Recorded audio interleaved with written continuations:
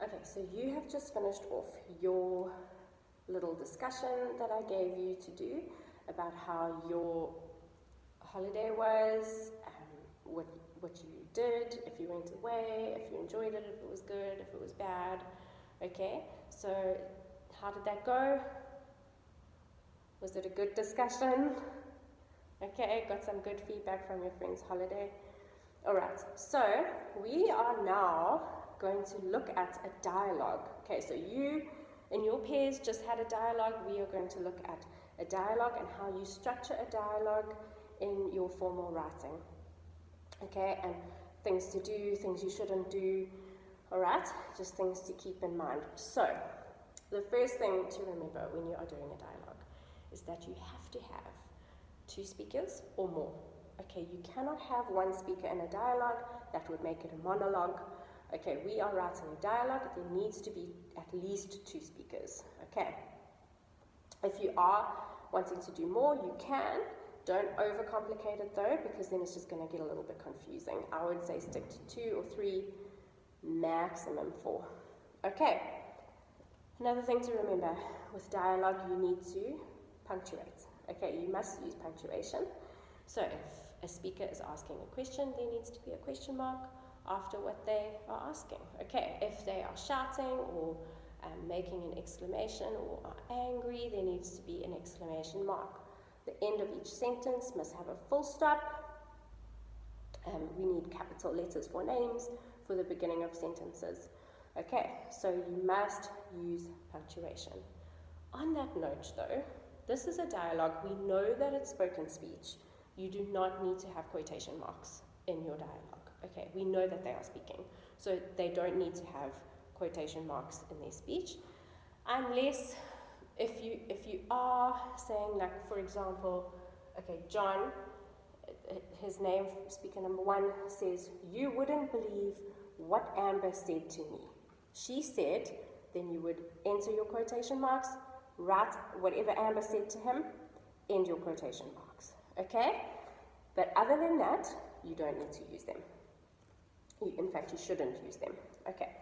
Please do use proper English in your dialogue. This is something we often forget because the way we speak to each other, we can sometimes use slang, terms like brew or bro or something like that. We are not going to be using those in our dialogue, although your dialogue should reflect authentic conversation between people.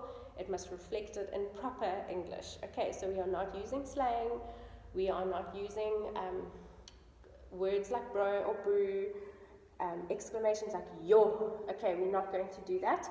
We use proper English. Okay, you also do not need to write stage directions. Remember, we're not doing a script, we're doing a dialogue. So we don't need to write for the reader everything that the speaker is doing while they're talking. Okay, so if they're moving from one place to another, we don't need to know that. Okay, so you don't need to say, John, and then in brackets, walking towards the bathroom, and then his speech. We don't need those things. You can set the scene for your dialogue if you want to. You don't have to. You can set the scene at the beginning. For example, Jenna and her mum are in her room discussing her bad term 1 report, and then you begin your dialogue. Okay, so you can set the scene with a short description, 1 or 2 sentences of what is happening or where the speakers are, if it relates to the dialogue, but you actually don't even have to do that. Okay. Last thing, your greetings in your dialogue. If the reader is coming into a conversation, in the middle of the conversation, there obviously won't be a greeting. Okay? If they are coming in the beginning of a conversation or catching the end of a conversation, there may be a greeting, but please keep it brief. Okay, we don't want this long-winded, drawn-out greeting because it's going to waste your words. So we don't want John, hello Amber, how are you? Amber, hello John, fine, thank you, how are you? John, I'm well, thank you. Wow, what crazy weather we are having. Amber, yes, it rained all night. Okay, that is very long, those pleasantries. We don't need those in our dialogue. Whatever your topic is, your content, you need to get into it quickly, okay, so that you can develop the idea in your dialogue. All right, so your greetings must be brief, okay? You also don't want to bore your reader. You don't want them to be bored like halfway through and then you get to your content and only then, okay, that now they need to switch on and actually start engaging. All right, so now that I've just covered those basics, we are going to go through how to structure a dialogue, what it should look like, and the sort of things that we could write about, okay? So if this is your page, I'm going to draw a margin here.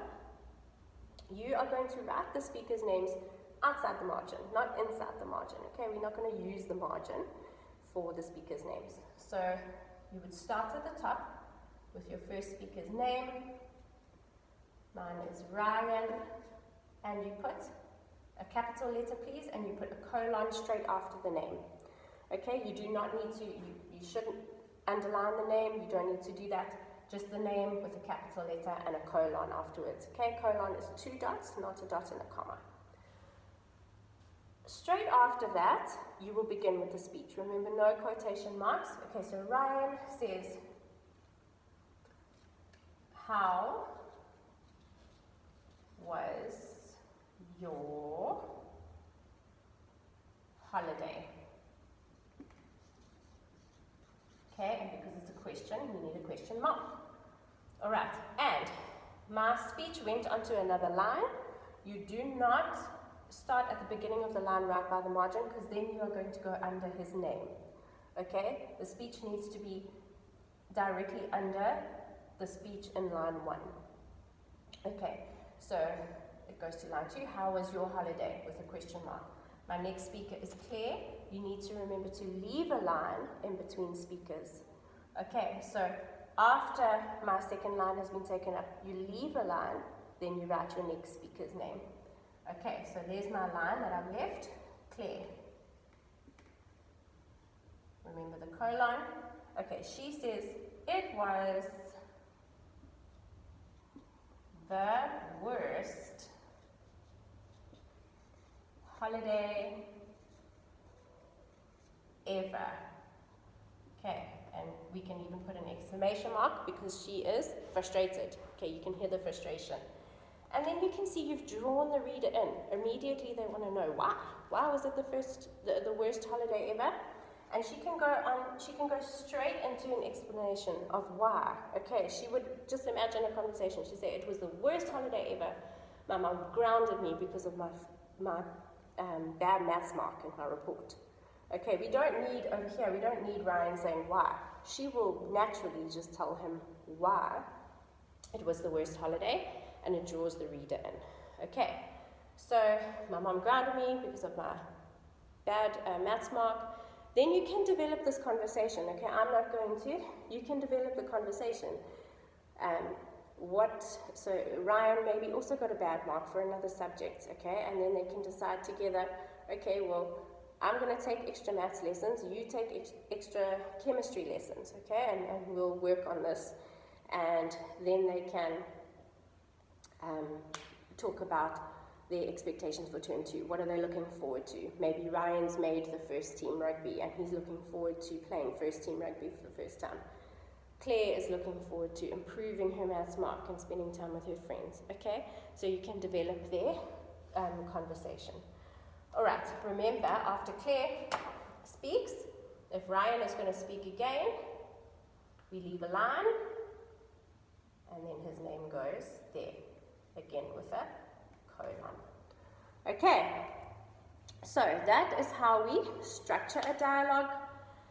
We don't need any end. The end can be the end of the conversation. Okay, you don't need to wrap it up with a stage direction. You don't even really need to set the scene. You can if you want to, if you think it's going to give the reader good context. Okay, so for your formal assessment, you will have to write between 140 and 160 words, and that's why I say don't waste your words with long-winded greetings, because then they are going to run out quickly. Okay? So, do any of you have any questions? Alright, so what you are going to do now is develop the rest of this conversation. Okay, so you can, don't just use what I've said, but you can, it can be the worst holiday ever, ... and you explain why. Okay, maybe it's not her term 1 report, maybe something else happened, maybe something worse, okay, maybe something not so bad, and she's being a bit dramatic. You use your imagination and develop it. Okay, off you go.